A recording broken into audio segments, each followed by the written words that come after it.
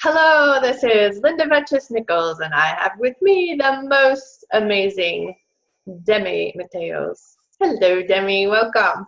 Hi, Linda. I'm so happy to be here today. Thanks for coming. All right, so we're going to talk about letting go of the pain. Oh my gosh, girlfriend, you are the expert on that one. Is you've not only had the emotional pain of losing parents at a young age, you've had the pain of uh, tons of physical pain because your health just like super tanked, and um, you finally got to this place where you are able to say, I want to stay alive, and it made your son like your why, so that he would have a mommy growing up, because after all, you lost your mom at 15, and so you missed out on a lot of things of growing up with your mom, at least in those teenage years, and then trying to, have raise a child of your own without your mom around for comfort. So cool. All right, so letting go of the pain. Why don't you tell us a little bit about some of the pain? Like, what's that number one pain that you had, whether it was emotional or physical, that was um, really a tough one and a tough one to let go of? Well, I would say the hardest thing to let go of was the pain from my mom's death. Uh, I didn't realize how much it caused other pain to stay in my body as I let go of like anger and grief and just all the suffering. And kind of like, oh, I feel sorry for you, and I'm talking to myself like, oh, you poor baby, you went through this, Yeah. guilt. There's just so many things. Just letting go of all that and Hmm. actually being mindful and being in my body, especially after getting off of all these pain medications and Hmm. anxiety medications. I literally wasn't ever in my body for the past few years. uh, Yeah. yeah. So I think I could have probably seen a murder scene in front of me and I wouldn't have flinched with all the medication I was taking. So, Wow, so yeah. crazy. Your mom's death really was almost like a post-traumatic stress kind of situation, just because you ended up being either in your own mind or, just in general expected to all of a sudden at age 15, become the adult, deal with the body, all kinds of like things that are like so inappropriate for, well, anybody who's lost a loved one. Having other people taking care of things is huge in recovery. And you were right there in the, the to-dos, and that's heavy for an adult, let alone for a 15-year-old who's all of a sudden expected to be an adult. Does that make sense to me? Oh, yeah. And, a lot of things actually, while you were talking, I just remembered some things that actually I had to work on right after my mom's death. It wasn't about even me just doing, I had to forgive a lot of things that I did do the week or two before. It's Yes, that getting, was. yeah, I was getting older. I was, a teen, and I have one right now with the attitude. And I get it. I totally get it. And I understand where I was now. But Yeah. if you asked me those years ago, like I would tell my mom, get up off your butt and let's go for a walk because the cardiologist wanted her to walk. And, I had to actually forgive myself for talking to her like that. And it took a lot of years of me, letting go of that. And it was really Mhm. hard. Yeah. Yeah. I think the hardest one that came up in the work that we've done together, I'm not just a book coach, right? So was was the fact that you were looking forward to going back to Greece for a trip, with your mom, and when she was really all of a sudden just starting to struggle, um, you Tell us about that one. Oh yeah. Well, we were getting ready to go to Greece that summer. It was supposed to be in the middle of June somewhere. And we were planning everything. And I was excited about it because I loved going to Greece. And I loved my mom being in Greece because she was always healthier when we got there. Oh yeah, of course. Yeah. And so that she was starting to have some issues like the week before she passed away. And she was in and out of the hospital for a lot of things because she was on over 13 medications. That night before she passed away, it was early morning, maybe 2, 3 in the morning, maybe 4, might have been even 5. 5 o'clock in the morning, she was coughing, and I got up, and I usually got up because I always heard her. And I asked her, "What do you want?" And she wanted to go to the hospital. And I said, "No." And I said, "No, I don't want you in the hospital anymore." And because we were getting ready to leave for Greece, and I was just being, a teenager. I told her, "What if I rub your back?" Because I used to rub her back with rubbing alcohol. She used to love that, and it always made her feel better. So I said, "What if I rub you?" And she wanted me to call my dad and wake him up. And I said, "No." And I started to rub her back, and with the rubbing alcohol, and she felt better after a little while. And she's like, "All right, go back to sleep. And I love you." And that was the last I heard from my mom. Because 2 hours later, my dad woke me up with screaming that something happened to my mom. And I believe it happened right after I left her. And so in my head, I felt like I killed her. And it was rough. Right. Yeah. Yeah.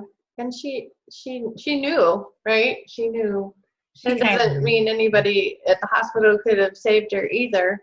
Right. Yeah. Exactly. Yeah. She died in the hospital somewhere. Yeah. So at least I know we do at least, when we're trying to figure out our grief, which is like a nasty phrase anyways.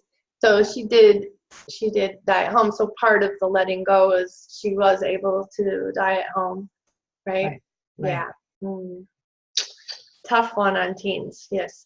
And anyone really. And that's the number one thing with death is the guilt trip. And it doesn't matter how planned it was, how anything, there's, the devil changes the message. The devil always brings that to us, like, "Oh, it's your fault," right? But everybody processes through what if I had done this? What if I had done that? Right? And it doesn't matter like how blatant, like, dude, she would have died anyways. It is. Right? Yeah. Right. You're gonna go through. That's all part of grief. The what if game. Yeah. Okay. So living your happiest life. So what's your idea of living your happiest life? Or freedom to just do whatever I please to and not have to sit on the sidelines. That's huge for me. Yeah.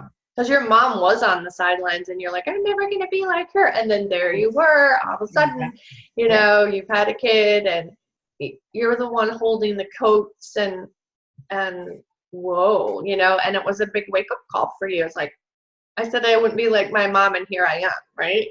Exactly. And in fact, this came up last week for my son. In fact, he went to a birthday party and he sat on the sidelines, and he came and he told me about it. And I told him something I wouldn't have told him 10 years ago. I told him, "Well, then you get to choose how you want to be for the next time." I said, right? And I said, "You need to make an action plan of how you want to live the rest of your life. If you want to live like that, that's how you're going to live. If you don't want to, then you're going to have to make some changes in your lifestyle." And he did. And he is. And I'm excited. He's making a plan. And, that's the best thing I could give my child is awareness and understand what he needs to do. I could do whatever I want and tell him to do it. But is he going to do it on his own? I want him to be able to do this when he goes to college and he's sitting for hours because he's studying. Yeah.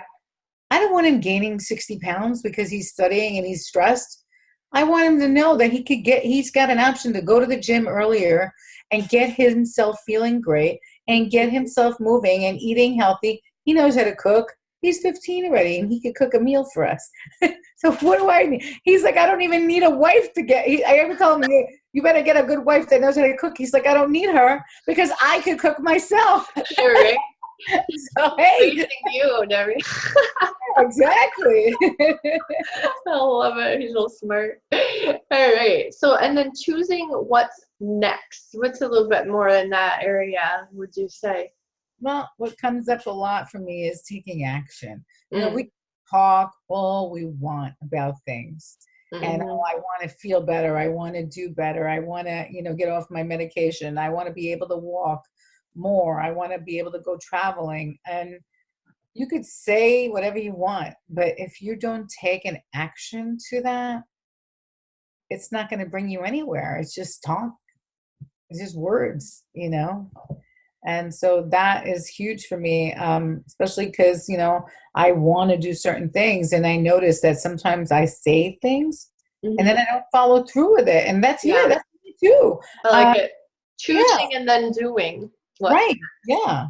Okay. My dad's favorite saying was, don't tell me, show me. And that comes up a lot in this book. And I really, it reminds me of what type of person, raised me. And, I kind of tell my family, I remind them, this is what Daddy used to say. Do you remember that? And it's a big deal. Taking action on your words is huge, and your thoughts, Yeah. Absolutely. I love that line of your father's too. Say it again. Don't tell me, show me. Yeah. Yikes. Very masculine energy there, right? Well, he used to say it in Greek. I love it. Yeah, and there was a lot of masculine energy around you as you were growing up, and you yourself really had a lot of masculine energy as well. You still do, right? And you are about action, and you do take action. Of like all my clients here are the most actionable. Like you go way above and beyond what's even being offered in your coaching package. I love how you just take off with things and get her done. Very good. Okay. Yeah, a friend of mine actually told me that about a year and a half ago. She's like, you're just a doer. I'm a talker. You're a doer. I said, really? I didn't realize that. And she says, yeah, that's why you get things done. I said, well, I'm glad I'm a doer then. You're a doer and you're the family historian as well, which really makes a great combo because like you'll just jump right on Facebook and do a live, in the moment of what's happening and make it, doesn't matter. I'm just going on and I'm going to tell people what's up. It's so cool. You're very authentic in who you are. Yeah, well, I don't like, I don't want to be on Facebook. And sometimes those things pop up. Like I'll see certain people that I used to follow, coaches, and I feel like it's fake sometimes and it's not authentic. And, the truth is you can't always be looking terrific, while you're working on yourself. So coming in, and it's so funny because as I started doing that and coming in with no makeup on and just being with my just self at the moment, in my calls and my, lives on Facebook, I found that a lot of my friends or coaches that I followed started following me. Yeah, I love it. I said, I guess I'm doing something right. And because you know what, my perfect client is that mom that's really tired, that doesn't have like any energy to do anything and has given up on herself. And if I come in and looking like I'm like perfect every single time, they're gonna say, well, I have to be like her. How can I be like that? You can't. Sometimes you just can't. And you can't be perfect. And Well, There the comes thing, my perfect thing. yeah, we call it up level in the coaching industry. And as you're up leveling, things just like energetically get super crazy. And yeah, you're so far from perfection. You're actually I make more mistakes as I'm up leveling than any other time. And I always say, well, there are no mistakes in life, only valuable learning experiences. And that's my framework. But I remember I published 9 books in 1 month. And I ended up grabbing and I was really I don't know, the perfectionism of spelling errors and stuff was really coming up. And I also had somebody part of it who was really antsy about that kind of stuff. So I wanted to do that one last round of edits. And then I did it, and I got all 9 books re-edited, if you will. And when I went to upload, I grabbed the wrong files. And it was just no. And that was make or break it, for me.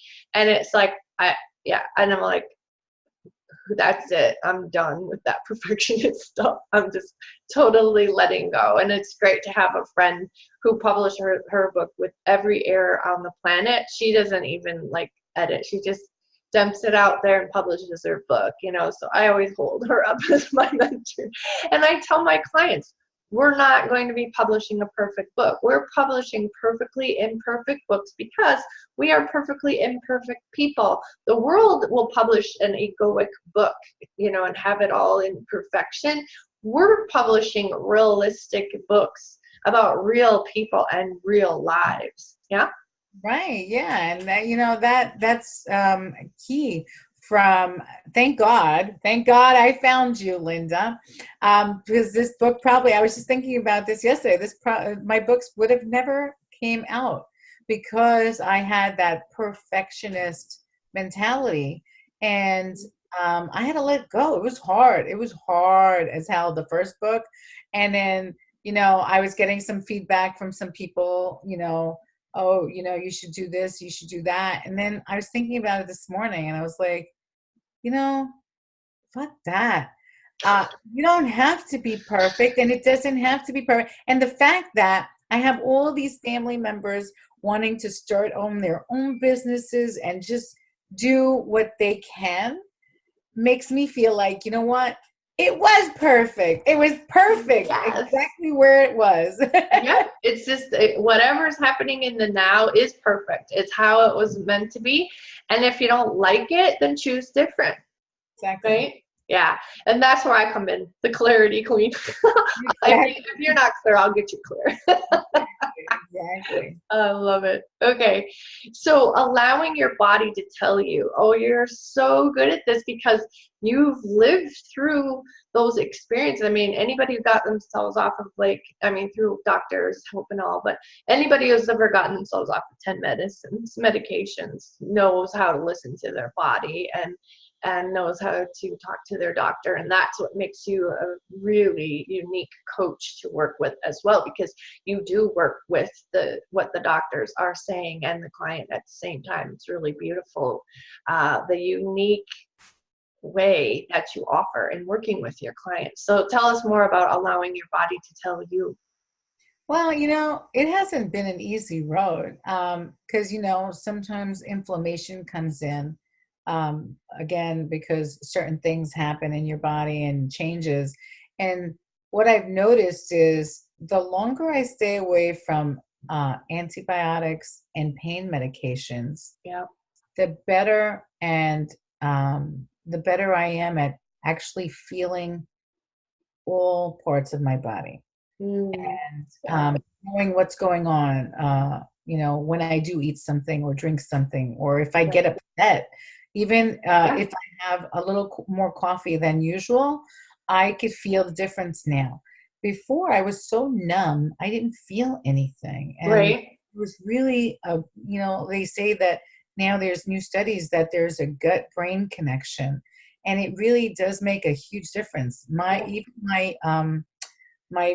brain fog is almost gone, and it's amazing how that's happening, and I could feel that. So that's like a huge thing for me. And also when we're talking about allowing my body to tell me, it's not just about food, it's about people, certain words that somebody else say to you.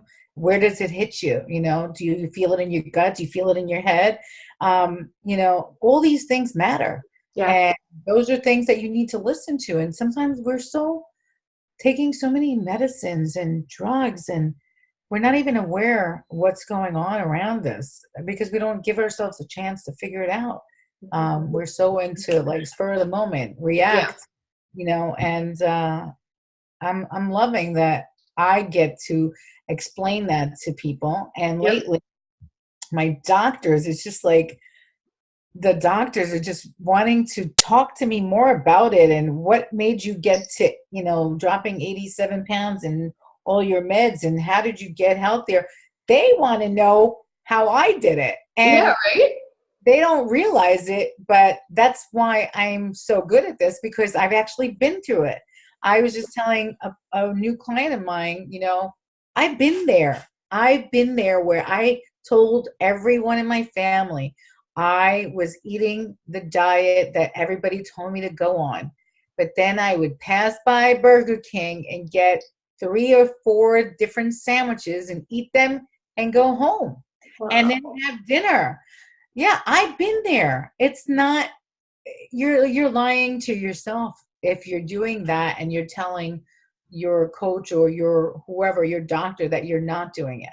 Yeah. You need to start taking care of you and listen to your body. If there's something going on, it's probably something emotional that's making Yeah. you go there to feel numb, to not feel anything, Right. something bothering you. And you Or know, to feel full because you feel so empty emotionally. right, right, exactly. Yeah, there's Yeah. yeah, and so that's a huge deal, you know, to Yes. learn how to get there. Yeah, I love it. What's yeah. another thing about allowing your body to tell you? Well, sometimes I have to take a rest, and my body will tell me, you know, Demi, you overdid it yesterday. You need to rest.